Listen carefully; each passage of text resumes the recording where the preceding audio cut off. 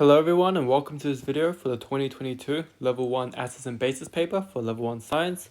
So we're going to get straight into it looking at question 1. Sulfur and chlorine are elements on the periodic table. Using the information above, draw the electron arrangement of a sulfur atom and a chlorine atom. So for this question, our first thing we're going to do is going to write down the electron configuration of sulfur and chlorine. So we know that the first shell will have 2 electrons followed by 8, 8 and 2, and that's all that's covered in NCA level 1. So for sulfur, the electron arrangement will be 2, 8, 6, and that should add up to a total of 16 electrons. And for chlorine, the arrangement will be 2, 8, 7, adding up to a total of 17 electrons. So what we're going to do is we're going to draw the sulfur atom in the center, and we're going to have the first shell, which is going to have exactly 2 electrons. So we're going to have 1 electron and 1 electron here. This is 2 electrons. The second shell, which is going to have 8 electrons, going to be spaced evenly across the approximately evenly. So 3, 4, 5, 6. 1, 2, 3, 4, 5, 6, 7. Okay. It's a little bit not to scale there, but it should be electrons should be perfectly spaced out since the repulsion is minimized, or the space between the electrons is maximized in this way. So for the final shell, we're going to have 6 electrons. Going to be evenly spaced around 4, 5, 6. So that will be the sulfur atom arrangement of 286. For the chlorine atom, we're going to be doing a very similar thing. We're going to have the chlorine atom in the center. The first shell, which is going to have 2 electrons, followed by a shell which is going to have 8 electrons. So 1, 2, 3, 4, 5, 6, 7, 8. And the final shell, which is going to have 7 electrons. So finally, we're going to have 7 electrons. So there's going to be 7 electrons in the last shell. And that's it for this part, for part 1. And part 2, we're going to state the electron arrangement of the sulfur ions and chlorine ions. So for the ions, we know that in order for sulfur and chlorine to become stable, they need to have a full outer shell. And for them to do this, they will both sulfur will gain 2 electrons to become the S2- ion in order to have a full third outer shell and become stable. And for chlorine atom, we're going to gain 1 electron to have a full outer shell of 8 electrons to become stable. So the electron configuration of both ions is going to be 2, 8, 8. So it's going to be a full third outer shell. And they're going to have the exactly the same electron configuration. However, the charges on the ions will be different, since sulfur will gain 2 electrons and have a charge of -2, but chlorine will only gain 1 electron, and hence it will only have a charge of -1. And for question I and II, this is just an achieved level question. If you can correctly draw and state the electron configuration of the ions, that will be an achieved level grade there. Brilliant. Let's look at part 3. So how can the sulfide ions and chlorine ions have the same electron configurations but different charges? So like we just said in the previous question, we said that they have the same electron configuration because they need to have a full outer shell in order to become stable. And since they both need to have a full third outer shell to become stable, hence they have the same electron configuration. However, since they gain a different number of electrons, they will have different charges. So in terms of why they have the same electron configuration, we can just say in order to become stable, we need to have a full outer shell. So to become stable, Cl and S need to gain electrons to have a full outer shell. To have a full outer shell, which in this case is going to be the third shell. So first shell. And hence they will have the same electron configurations, and hence the ions will have the same electron configuration.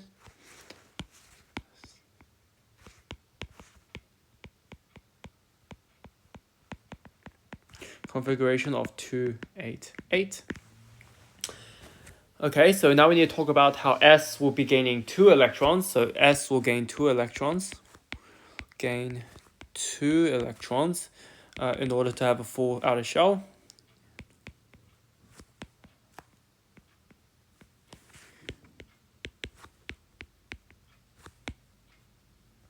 Okay, and since it has an atomic number of 16, we know that it has 16 protons. So S has 16 protons, or positive protons in the nucleus.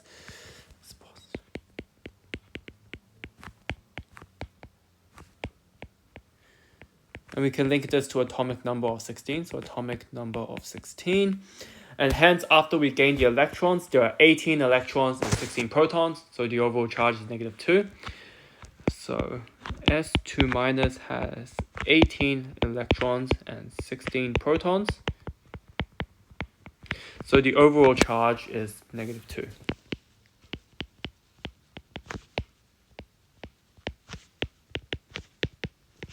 Okay, now we're going to write the same paragraph for chlorine. So Cl needs to gain 1 electron in order to have a full outer shell.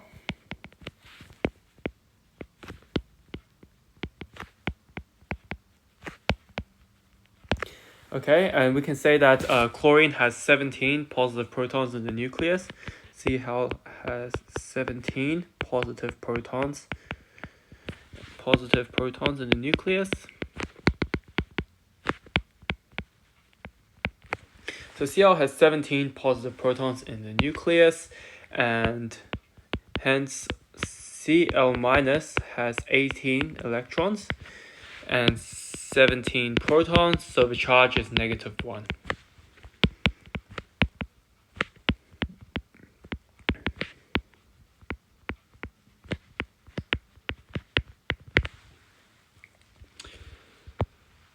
Yeah, so then we can say, this is probably enough, because since we've already mentioned that they have the same electron configuration of 288, we mentioned that S gains 2 electrons, has a negative charge of 2, and Cl gains 1 electron, has a negative charge of -1.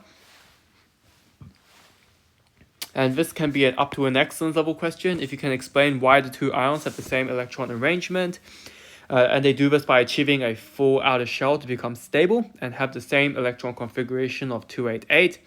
And then you also have to explain why they have a different charge, and it's because they gain a different number of electrons to have a full outer shell. So you can mention all of those points there, you'll have an excellence grade for that question. Okay. Question B, humans need vitamins in their diet to keep their bodies working properly. Vitamin C is an acid and vitamin B6 is a base. So solutions of the vitamins can be identified using only blue litmus paper or calcium carbonate or CaCO3 powder. Complete the table to show the observations that will be made when these substances are mixed with blue litmus paper and calcium carbonate.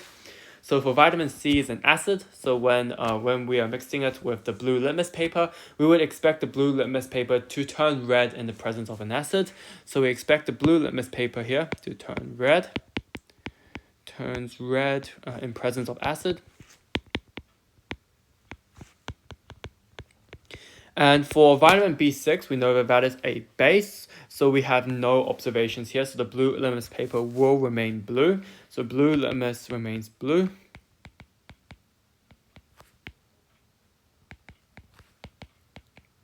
For the calcium carbonate, if it reacts with the acid, we will expect to see. When we react with calcium carbonate, we expect to see a acid reaction with calcium carbonate, which is going to be a neutralization with the acid and vitamin C. So we expect to see some sort of bubbling and fizzing to indicate that there is a neutralization reaction occurring with calcium carbonate and vitamin C. Vitamin B6 is a base, and we do not expect any reaction between calcium carbonate and vitamin B6, so we will see no such fuzzing or no such bubbling or fuzzing should be seen as an observation of vitamin B6. So for vitamin C, we expect a neutralization, acid plus. So neutralization, which is acid plus base. And we expect to see some sort of fizzing plus bubbling, so fizzing plus bubbling. And for the vitamin B6, we expect to see no observations or no observations of bubbling or fizzing. No observations of bubbling / fizzing. Okay, so we want to explain all the observations and how these allow the solutions to be identified. So let's start off with the litmus paper. So the litmus paper is pretty straightforward. When the blue litmus paper is given an acid, it's going to be turning into red. And if it's given a base, it's going to remain blue. So for that, we will just say that blue litmus paper will turn red in the presence of acid. So it turns red when it turns red in the presence of vitamin C.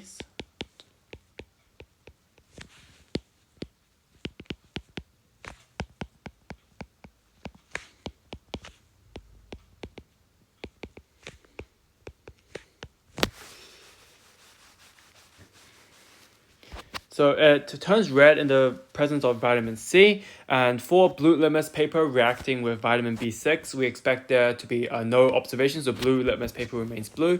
So blue litmus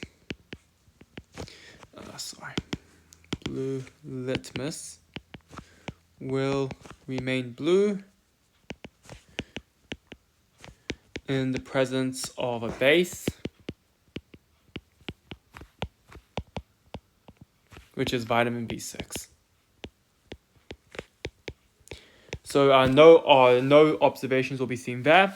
So for the second one, we'll know that CaCO3 will undergo a neutralization reaction with vitamin C. So CaCO3 will undergo a neutralization reaction. CaCO3 will undergo a neutralization reaction with vitamin C. And so we expect to see observations of fizzing and bubbling. So we expect to see fizzing / bubbling. And we know this is a carbonate plus acid reaction, so we also expect to see some carbon dioxide forms. So if we put the carbon dioxide, if we connect it into lime water, we expect the lime water to become milky and cloudy. So that could be an additional observation if you add in a tube that connects the reaction to a sample of lime water. We expect that lime water to become cloudy since CO2 will be produced in the reaction. So we say we expect to see fizzing and bubbling, or alternatively, if connected to a sample of lime water, we expect the lime water to become milky in the presence of CO2.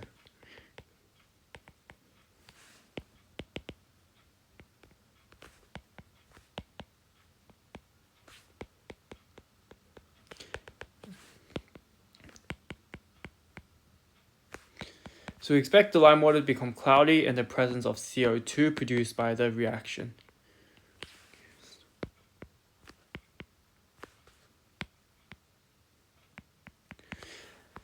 We can just say vitamin B6 will not produce that same level of fizzing and bubbling. So vitamin is a base, B6 is a base, and we expect to see no bubbling and fizzing.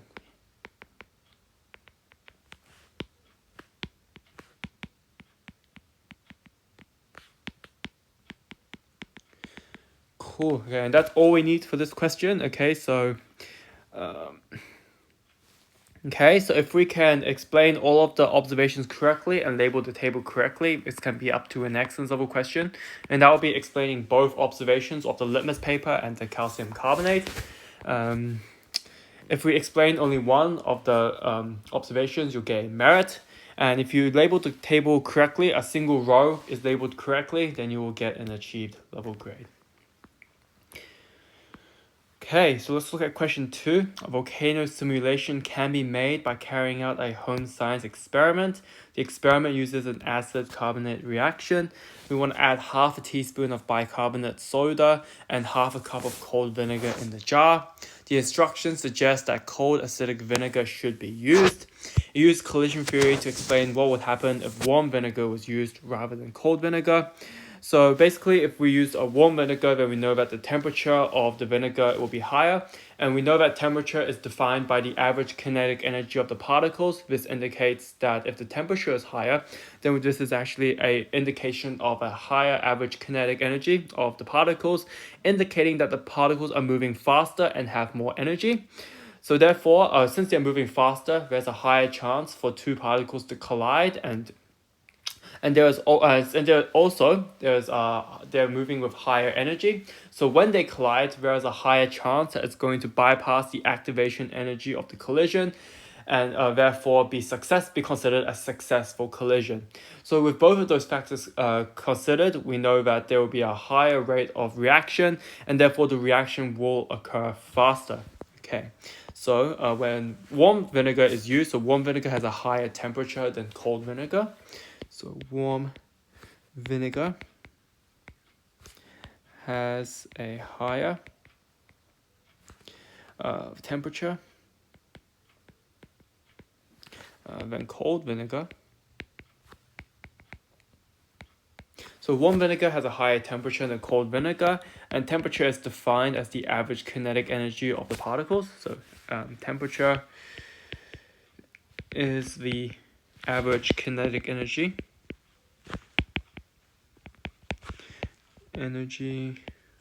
of the particles. Hence, the particles are moving with higher speed and have higher energy. So particles have higher speed and energy. There is a greater chance for a collision to occur. There is a greater chance. There are greater chance for reacting particles to collide.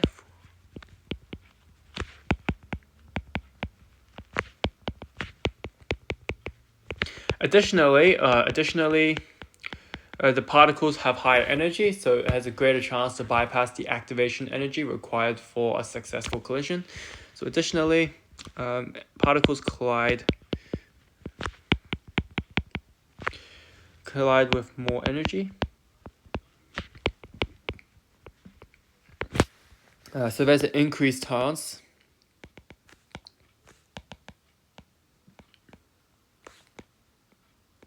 for the collision to bypass the activation energy and be considered a successful collision.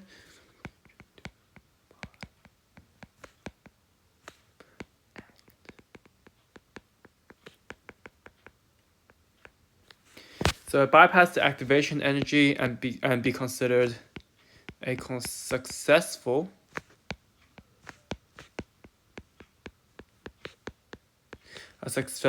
collision. Hence, there is a higher number of successful collisions per unit time. So hence, there is a higher number of successful collisions. I'll abbreviate as S.C. So successful collisions per unit time. And therefore the reaction will be carried out faster, and hence the reaction will occur faster.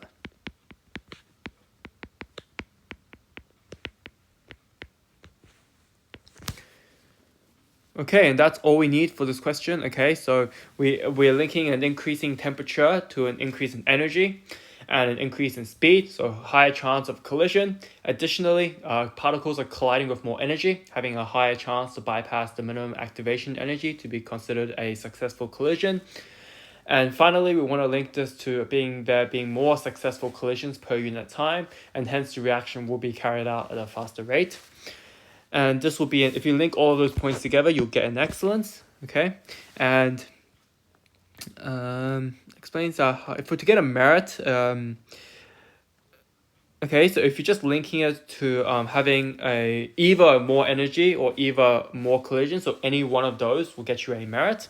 To get an achieved, you can just make some simple statements. So increasing temperature causes more collisions. That could be an achieved.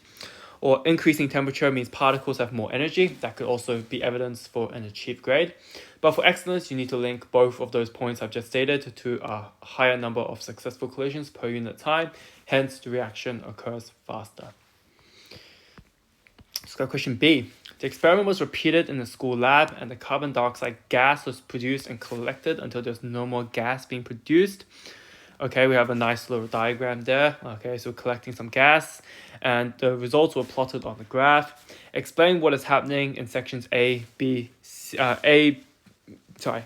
what is happening in the sections A, B, and C of the graph. You should link the rate of reaction for each section to the gradient of the line and particle collisions.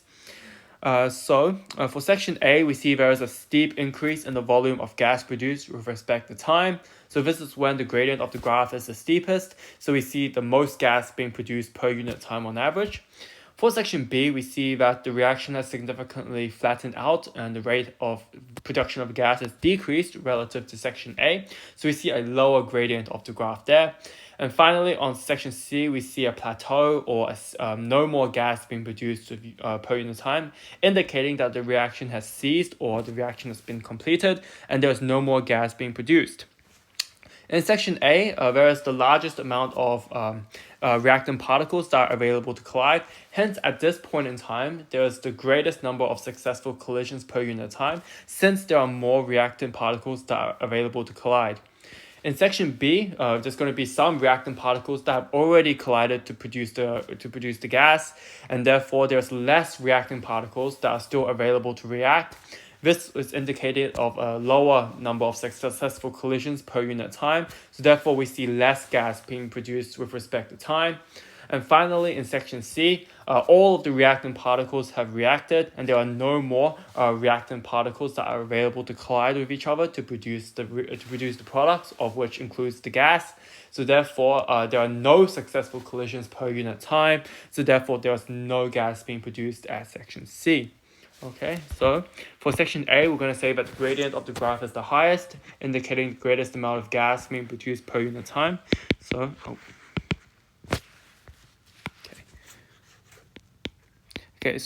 the gradient of the graph is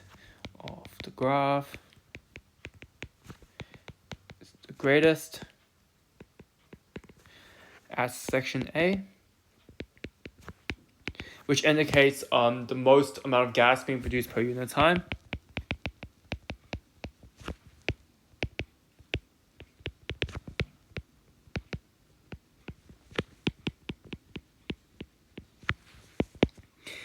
For per unit time, I'll just abbreviate as PUT since I don't have a lot of space. So indicating that the most gas being produced per unit time.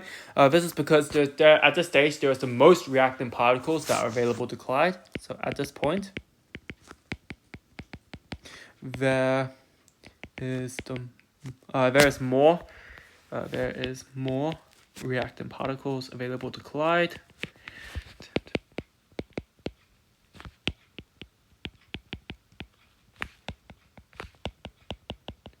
So there's more reactant particles available to collide. So therefore, there's more successful collisions per unit time. So more successful collisions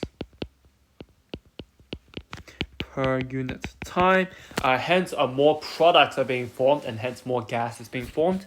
So hence more product, and hence gas is being produced.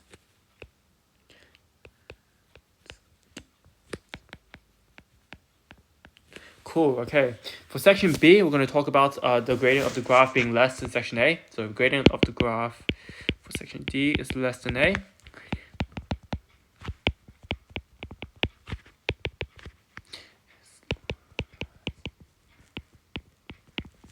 And we're going to link that to some of the reactant particles have already collided. So some of the reactant particles have already collided to form the products.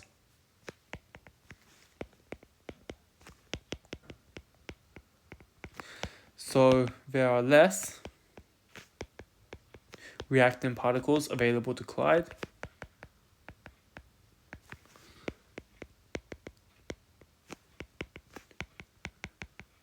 there are less reactant particles that are available to collide. So therefore, there are fewer successful collisions per unit time. So fewer successful collisions per unit time. And hence, this will indicate that there are less products or hence gas being produced per unit time.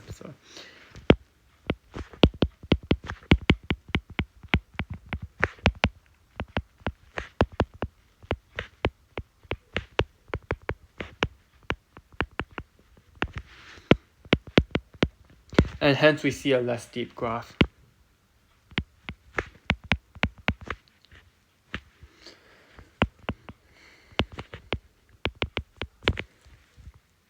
Cool. Okay, now let's look at section C. So section C, the reaction is completely ceased. So the reaction has ceased. As there are no gas being produced. You can link that to a horizontal gradient or horizontal line. Horizontal gradient. So this is our reaction C, so there's horizontal gradient. This indicates that all of the reactant particles have finished reacting to form the products. So all of the reactants have collided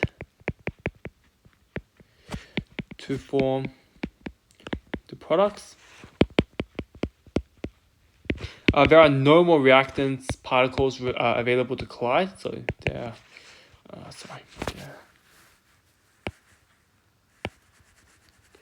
Okay, so there are no reactant particles available to collide.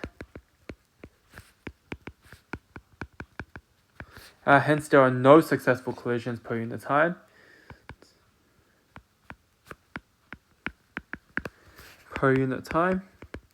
And hence no gas is being formed.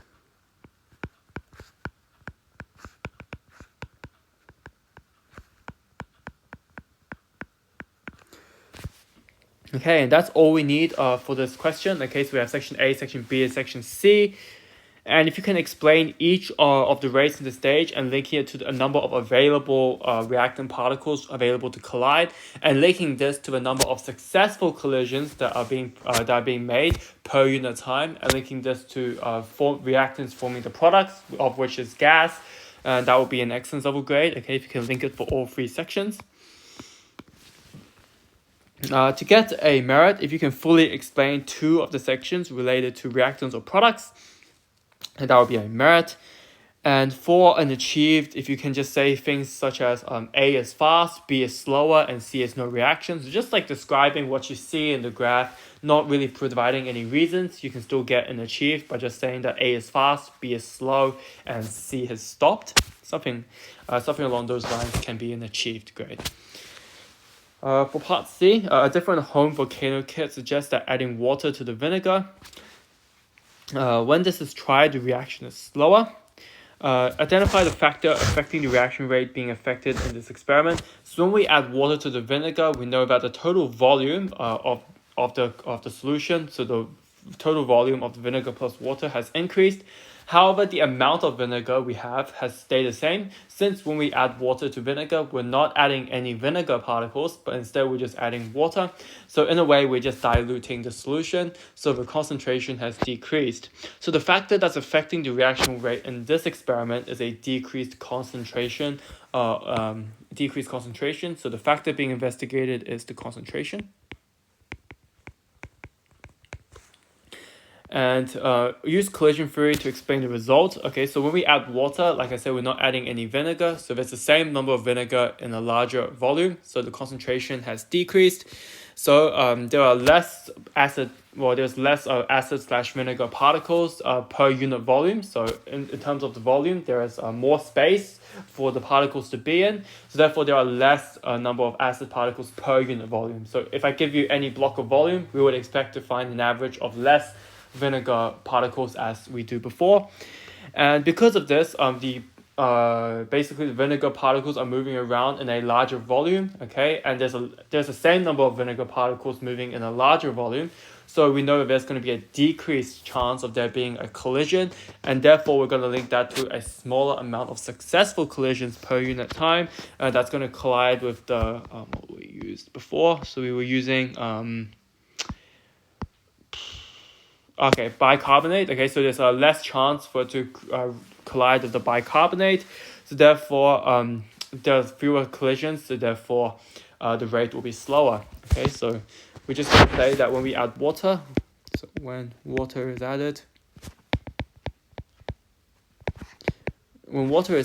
the volume of the solution increases, but the amount of vinegar stays the same.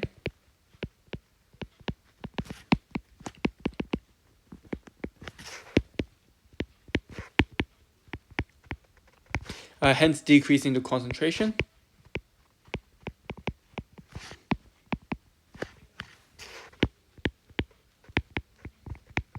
Okay, so the amount of vinegar stays the same, but the volume increases. So there's less vinegar particles. There's less vinegar particles per unit volume.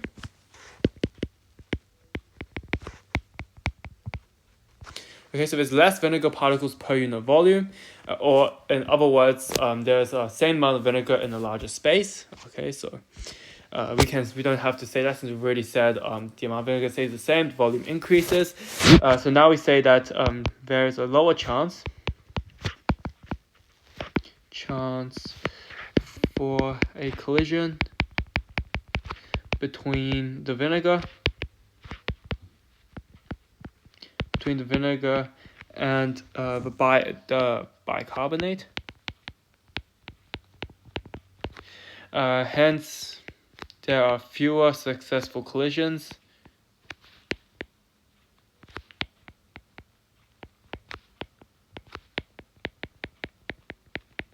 There are fewer successful collisions per unit time, and hence, since there's fewer collisions per unit time, we expect to see, hence there is a lower rate of reaction.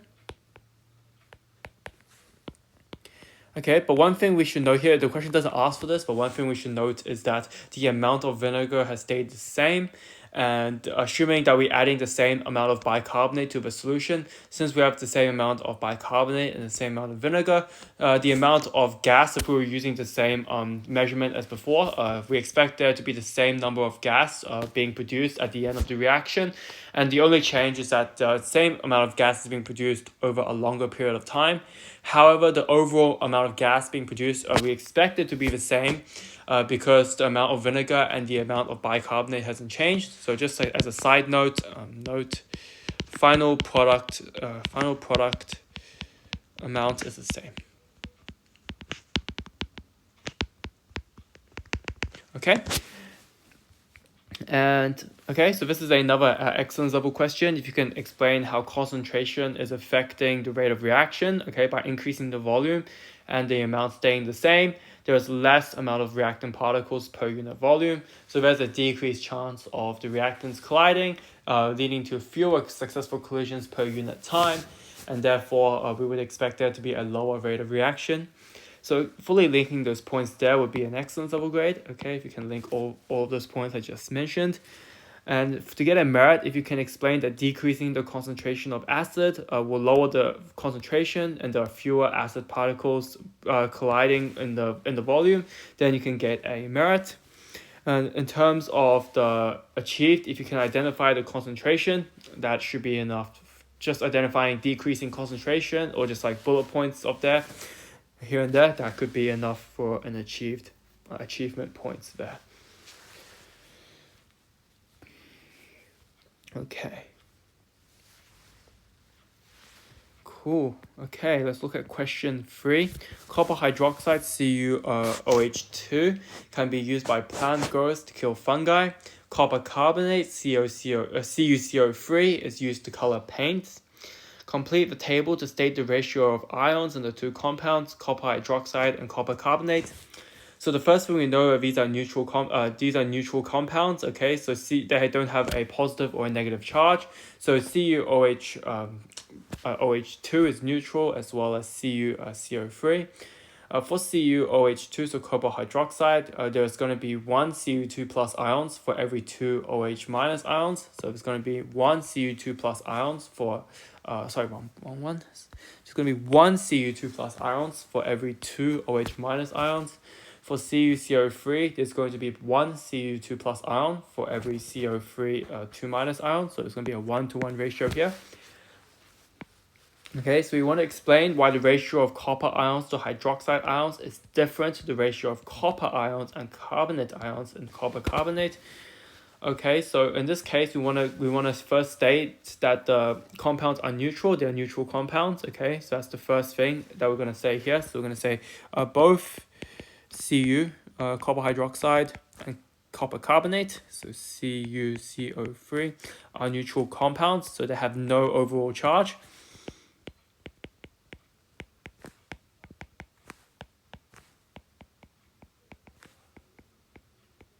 Okay, for Cu2 plus, for Cu copper hydroxide, we have a charge of 2 plus for the Cu2 plus ion. So for CuOH2, there is a there is a probably a 2 plus charge, on the Cu2 plus ion, and a -1 charge on the OH minus ion. Okay, so there's a -1 charge on the OH minus ions. So we need a 2 hydroxide ions with a combined charge of -2 to balance the charge of +2 of one Cu2 plus ion. So we need 2 times of OH minus ion with a overall charge of -2 to balance the +2 charge of the Cu2 plus ion. So hence the ratio for copper hydroxide is 2-to-1. The ratio, if the ratio, depending on which way you put it, we can do Cu2 plus to OH minus is 1-to-2. Okay, and now we can look at copper carbonate. So for CuCO3, the ratio is 1-to-1. Since Cu2 plus has a charge of +2 and CO3 2 minus has a charge of -2, only one CO3 2 minus ion will balance the +2 charge of Cu2 plus. Okay, and hence the ratio is 1-to-1.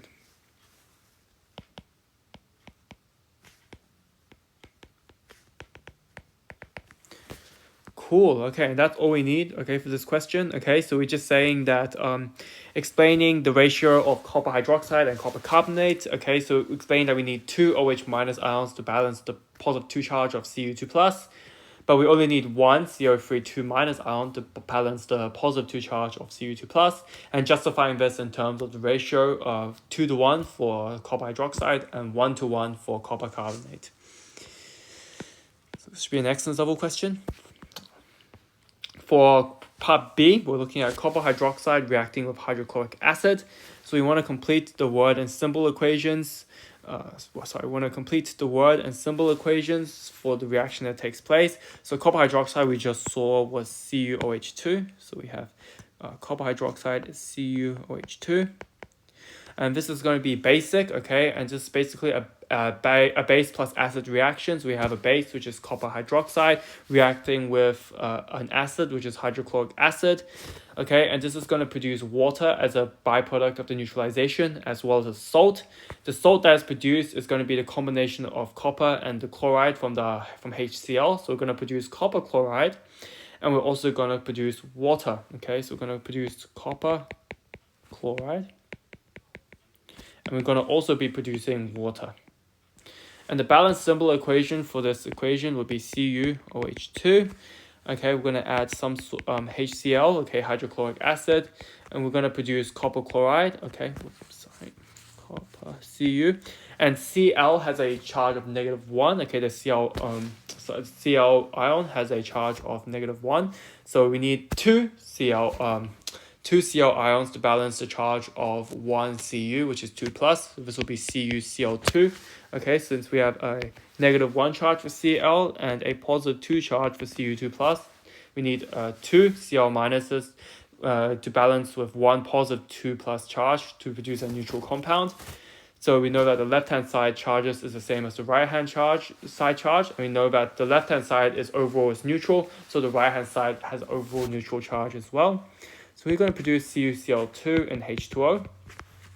To balance this equation, we clearly see that there's two Cl's on the right and we have only one on the left. So we're going to add a 2 in front of the HCl. We need, that's the only place that contains a Cl, so we must add a 2 in front of the HCl.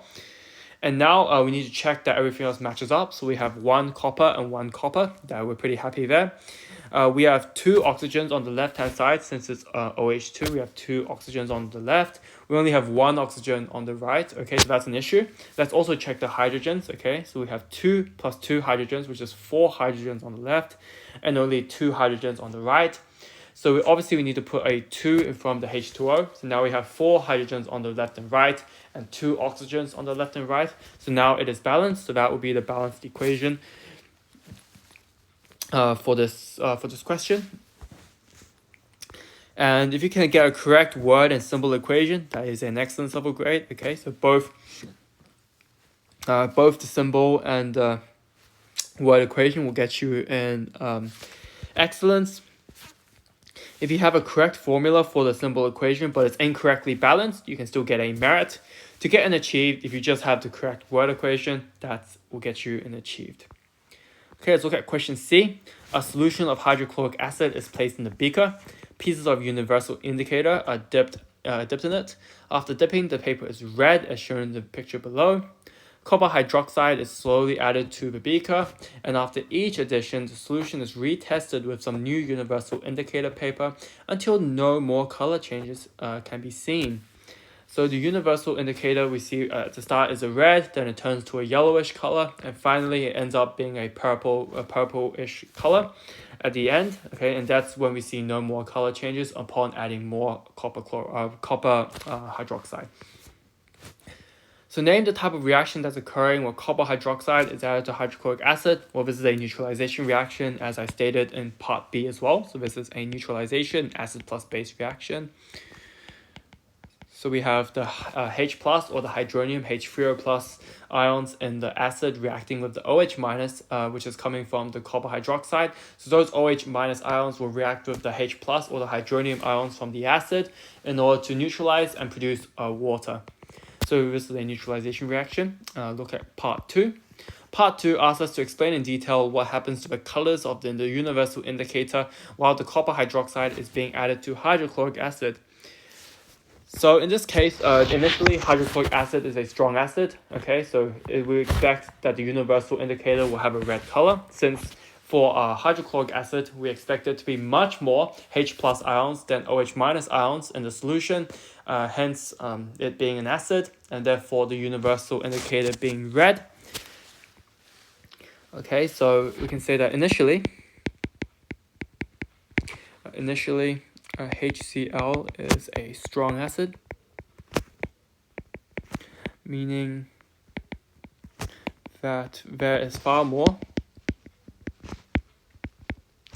H plus, or you can also say hydronium, and it doesn't really matter. So there's far more H plus than OH minus. Therefore, the universal indicator will be red. And I'm just going to abbreviate it to UI, so universal indicator will be red. So this will be H plus is much greater than OH minus. Okay. And then when we add copper hydroxide, there's a neutralization reaction occurring. So when CuOH2 is added. A neutralization reaction occurs.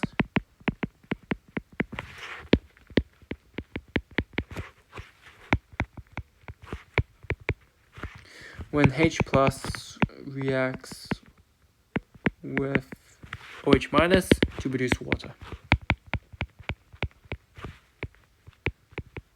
Okay. So initially, then we're adding a little bit of for the first part, we should also mention the pH range. Okay, forgot to do that. Very important. Okay, the universal indicator will be red, so that would be a pH of around 1 to 2. So pH of 1 to 2 indicating a strong acid, red, H plus much greater than OH minus. Okay, so when we add OH minus to the solution, ions. When we add OH minus ions, some of the H plus reacts to form water.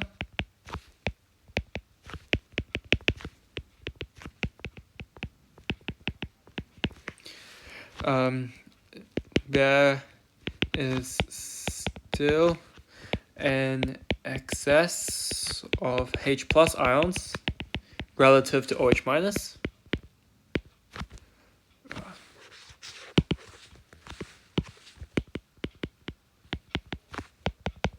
OH minus, okay, and in this case, we'll be expecting to see a yellowish color for the universal indicator. Orange / yellow, okay, depending on the range. Orange is slightly stronger than yellow, but we'll see. There's still an excess of H plus ions relative to OH minus. We expect the UI to be yellow / orange, indicating a pH range of 3 to 5, or 3 to 6 even, but we can just say 3 to 5, okay? The solution is weakly acidic.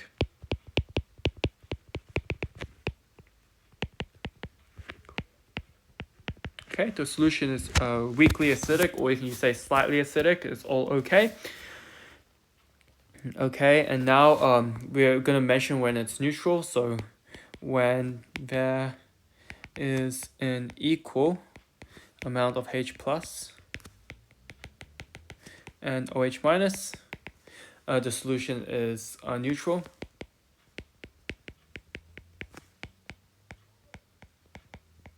Okay, the solution is neutral, and we expect the universal indicator to be green.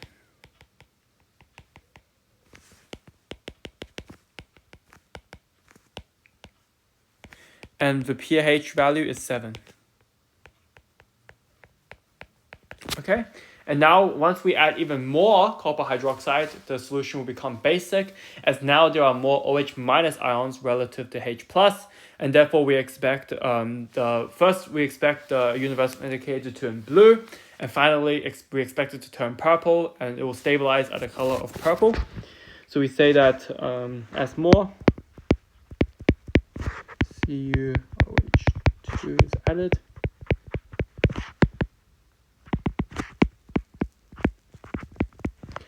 now more OH minus and H plus. Therefore, the solution is basic. Basic, so OH minus greater H plus, okay. Solution is basic, okay, so therefore the solution is basic, and the solution is weakly basic. The UI will be blue, indicating a pH range of around about 8 to 10, okay, 8 to 10, 8 to 11. And okay, and for the last paragraph is exactly the same. We can just say when it is strongly basic, the color is dark blue / purple.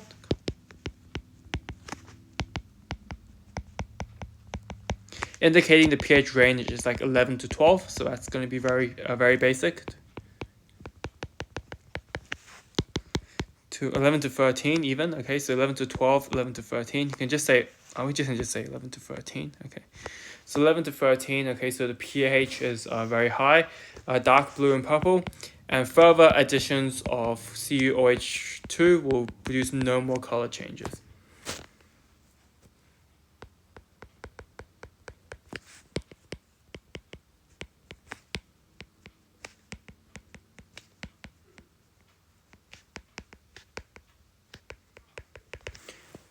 All right, and that's it for this question. Okay, it's a pretty long question. You have to talk about quite a bit, but in a way, it's pretty repetitive. Okay, as long as you know how the pH scale works and what is the relative concentrations of OH minus and hydronium or H plus, you should be okay. Just a lot of writing. Okay, a lot of writing, but I wouldn't say it's extremely difficult in this case. Okay, very common question. They'll have it every year, so make sure you nail it. Okay. And it is an excellent level question if you can answer like all of those bullet points. Okay, cover all the bullet points, you'll get an excellence. Okay, and that's it for this paper. Okay, and I hope you enjoyed the video, and I hope to see you guys very soon.